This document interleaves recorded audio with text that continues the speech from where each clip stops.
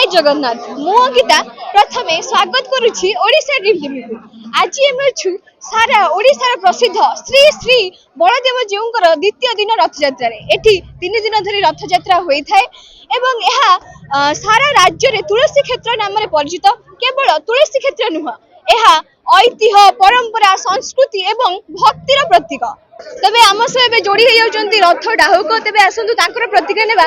तेबे आज द्वितीय दिन रथयात्रा, काली प्रथम दिन रथयात्रा अनुष्ठित होइतिला। तेबे आपण ए संपर्क रे कोन प्रतिक्रिया रखि? मो ना होची दिलीप कुमार ब्रह्मचारी। आमर सेवाला रथर डाहुक आम नेतृत्वाधीन रथ परिचालित हुए।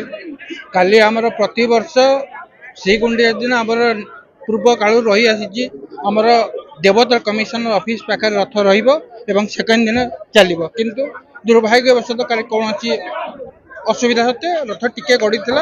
आम प्रभु पाखे प्रार्थना करूँ केमिति आज महाप्रभु जाई भल भाव गुंडीचा मंदिर रथ लगी जाऊ। आम भगवान बारे एति प्रार्थना करूँ। कौनसी एक दुर्घटना वशतः रथ अधारे अटकी जाइछि। आज द्वितीय दिन अच्छी पुणी आउ थे रथ टଣା कार्यक्रम आरंभ होगा जाउछि। तबे काले जो रथ दौड़ी छिंडी जाइतिला से संपर्क रे आपण कोन प्रतिक्रिया रखिबे? काले जो रथ दौड़ छिंडिला आमर एवर्ष गोटे नुआ कमिटी गठन करा जाइछि, सेटा रथ परिचालना कमिटी।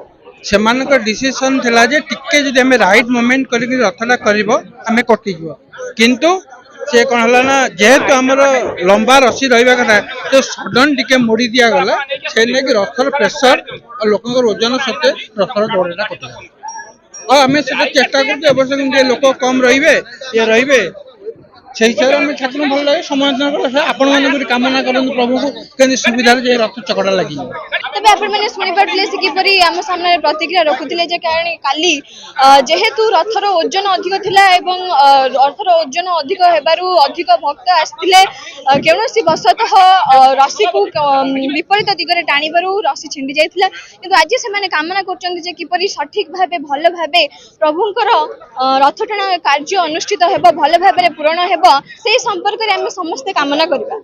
श्री श्री बलदेव जीउंकर रथदांडरू मु अंकिता, ओडिशा ड्रीम टीवी।